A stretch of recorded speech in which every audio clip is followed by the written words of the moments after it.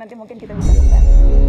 Bukan ekonomi, tapi isu yang juga luar biasa penting, Pak. Aktivis kontras, Pak, bernama Andri Yunus, disiram air keras, mengalami luka serius. Luka bakar hampir 20%. Kornea matanya sebelah kanan juga rusak. Kapolri sudah mengatakan mendapatkan instruksi langsung dari Pak Presiden untuk mengusut kasus ini. Dan saya juga ingin mengutip Menteri Koordinator Hukum, Menteri Bapak Pak Yusril, Komnas HAM, Komisi 3 DPR, semuanya menilai ini bukan sekedar tindak kriminal Pak Presiden, tetapi ini serangan terhadap demokrasi, serangan terhadap pembela HAM. Saya ingin tahu posisi Bapak, apakah setuju dengan penilaian itu, Pak? Ya pastilah. Ini terorisme, iya kan? Tindakan biadab harus kita kejar, harus kita usut. Harus kita usut. Sampai ke bukan hanya pelaku lapangan, tapi apakah siapa yang nyuruh, siapa yang nyuruh, siapa yang bayar. Termasuk apabila ternyata yang melakukan itu aparat negara, Pak? Ya jelas dong. Yang berseragam. Tidak akan dilindungi, tidak akan ada impunitas. Tidak akan. Bapak menjamin itu, Pak? Saya menjamin. Tapi sebaliknya, kalau ini provokator, yang bukan dari pemerintah, bukan dari aparat, jelas kita harus usut kok. Ya. Pola yang terjadi selama ini, kasus-kasus teror itu berulang dan tidak pernah terungkap sampai yang memberikan perintah, sebatas di pelaku lapangan. Spesifik Pak, saya mau menyebutkan, ini yang terjadi selama setahun terakhir Pak. Ada yang tadi Bapak sebutkan, wartawan Tempo, Francisca Christy Rosana, ada Tio Ardianto, ada Ramon Doni Adam, ada Firindian Aurelio, ada Sheryl Anavita, ada Iqbal Damanik, ada Zainal Arifin Mohtar. Latar belakang mereka Pak Presiden semuanya beragam, tetapi kesamaannya adalah semuanya kritis menyampaikan pandangan di muka publik. Apakah Bapak bisa memahami ada kekhawatiran yang muncul bahwa ruang aman untuk bersuara menjadi semakin menyempit, Pak?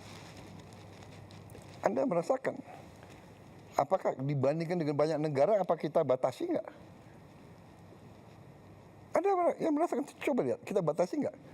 TikTok, fake news, hoax, kebohongan yang disiarkan tiap hari. Coba Anda lihat, coba bandingkan sama negara lain. Karena yang terjadi adalah dampaknya yang kita lihat Pak, mereka yang bersuara kritis. Iya, tapi kadang-kadang ada orang, Mbak Nana, kita ini bukan anak kecil, kita sudah hidup lama. Kadang-kadang kan ada peristiwa yang justru dibuat seolah, Anda ngerti ya, itu namanya provokasi. Itu ada di buku Mbak Nana, ada di buku intelligence, ada itu. Itu namanya false flag operation. Iya kan? Melakukan aksi teror seolah yang lakukan orang Palestina, tapi yang lakukan bukan orang Palestina, yang lakukan Mossad, itu terjadi. Sebetulnya Anda paham ya? Ya. Jadi sama juga ini. Ini mau mengarah bahwa rezim kita otoriter. Sebetulnya iya kan? spekulasi-spekulasi itu muncul karena ketidakadaan jawaban Pak Presiden. Jadi kerap kali kasus-kasus yang terjadi ini berhenti begitu saja, tidak terselesaikan, sehingga kemudian muncullah begitu persepsi publik bahwa wah, kalau ini tidak selesai berarti ini ada unsur negara yang bermain dan sebagainya. Karena, saya tidak ada jawaban, maka kemudian saya ingin menjamin, saya ingin membangun Indonesia yang beradab, ya. Itu cita-cita saya. Saya ingin membangun pemerintah yang bersih. Saya ingin punya polisi yang bersih, jaksa yang bersih, intelligence yang bersih. Anda tahu, saya mau tanya sekali lagi ya, saya ini korban juga. Tapi saya itu berpikir yang besar, concern rakyat, pangan, energi, benar nggak? Dengan perang, harga pangan bisa naik. Tapi saya mau tanya, ini bulan Ramadan, harga pangan terkendali atau tidak? You know, I think we are doing a good job. Ya, jadi percayalah, saya tidak akan mengizinkan hal-hal seperti itu terjadi. itu yang ingin kami dengar, Pak. Iya. Percayalah, saya dipilih oleh rakyat untuk membela rakyat. Tapi kita waspada. Saya minta diusut benar. Ya. Diusut sampai aktornya. Iya, sampai aktornya. Saya rasa pernyataan Pak Presiden sudah boleh soal yang itu ya. Dan berarti Bapak tadi bicara secara tegas tidak boleh ada warga yang diintimidasi, yang diteror karena mengkritik pemerintah. Tidak boleh. Jaminan langsung dari Presiden Republik Indonesia. Kalau wewenang ada, itu saya lakukan. Ya. Bapak, apakah memberikan tenggat waktu ke Kapolri, Pak, untuk pengusutan kasus ini? Ya, saya ini orang realistis dan saya orang yang adil. Dari segi kapasitas, kita biarkanlah mereka bekerja. Ya. Tapi tidak hanya Polri, banyak lembaga lain juga harus bekerja. Ya. Lembaga lain penegak hukum juga yang di luar penegak kepolisian. hukum, ya kan? Apakah Bapak terbuka dengan ide membentuk tim independen untuk membackup ini, Pak? Kita bisa pertimbangkan.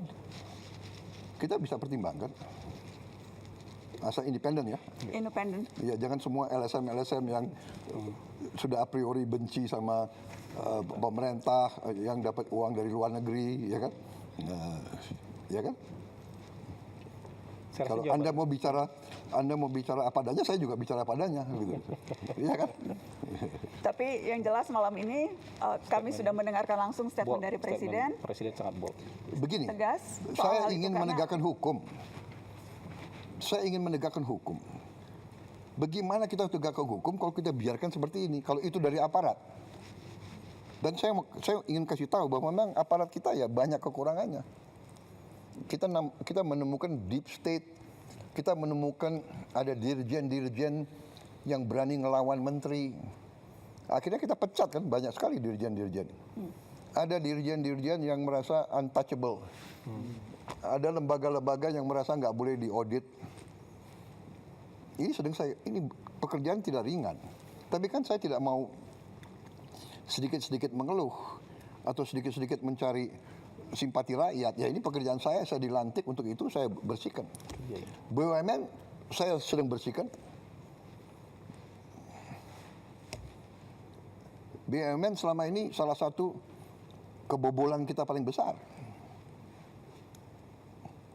Jadi dari Mbak Nani, memang ini masalah Indonesia gitu loh.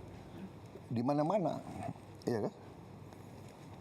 Jadi tapi percayalah bahwa tidak ada niat dari pemerintah, apalagi yang saya pimpin, untuk lakukan seperti itu. Come on, apa sih? Benar nggak? Rakyat kita nggak bodoh.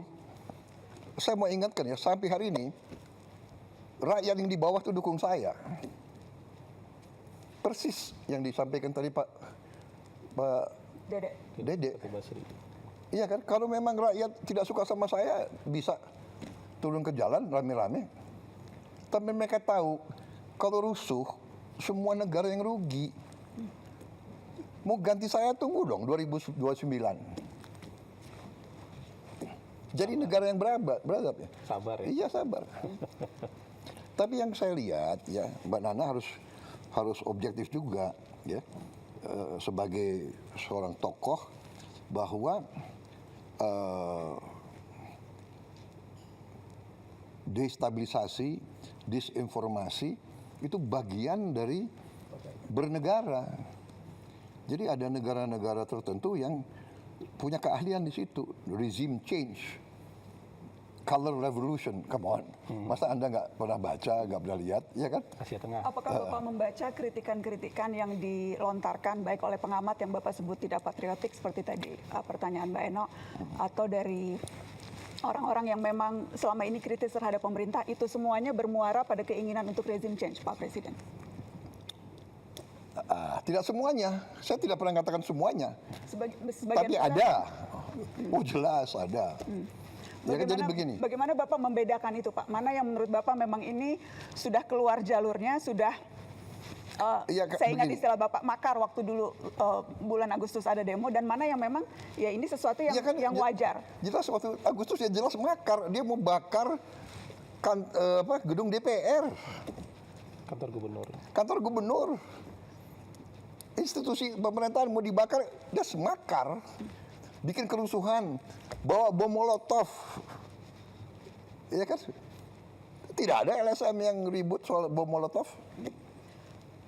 banyak yang Ada yang protes nggak? menyampaikan, banyak Pak yang Jujur lah. protes, banyak yang Nggak, protes, come on, sudahlah. banyak yang protes. Jujur, buka rekam jejaknya, rekam digitalnya. Tetapi Untuk dalam ya, round satunya kita cukupkan dulu ya. Enggak, biar aja.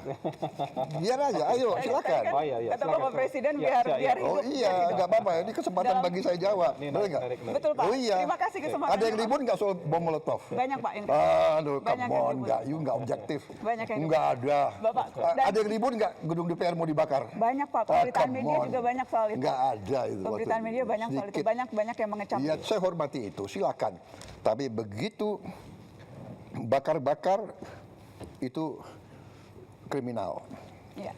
Tapi kenyataannya Pak, ratusan yang ditangkap kemarin itu kebanyakan justru mahasiswa. Ada satu penelitian yang menyebut terbesar sejak zaman reformasi penangkapan yang terjadi pada mahasiswa dan aktivis Pak. Tetapi provokatornya atau siapapun yang bertanggung jawab, aktor yang menyuruh dan sebagainya itu tidak pernah terungkap, alih-alih dibawa ke pengadilan Pak Presiden. Ya itu tantangan kita harus cari. Saya baru menjabat berapa tahun? 1,5 tahun. 1,5. Masih ada waktu untuk saya membuktikan? Kami tunggu pembuktian itu Pak Presiden. Kami tunggu pembuktian itu. Iya. Hah? Jumlah koruptor yang saya tangkap berapa? Come on, ya kan? Percaya, saya sumpah untuk membela rakyat saya. Saya pertaruhkan jiwa saya berkali-kali. Saya tidak rela, saya tinggalkan negara ini nanti pada saat saya dipanggil Tuhan, saya tidak rela ini jatuh ke tangan maling-maling, bandit-bandit. Saya tidak rela. Oke, Pak Nanang cukup dulu. Sebetulnya masih ingin panjang, cuma masih banyak Round 2 ya, lain. nanti round 2 ya. Karena masih ada Bang Bosman Mardigu yang belum kebagian. Saya mau menjawab itu dengan sangat gamblang. Oh, sangat gampang. Saya senang. Terima kasih, Apa Bapak. saja. Ya.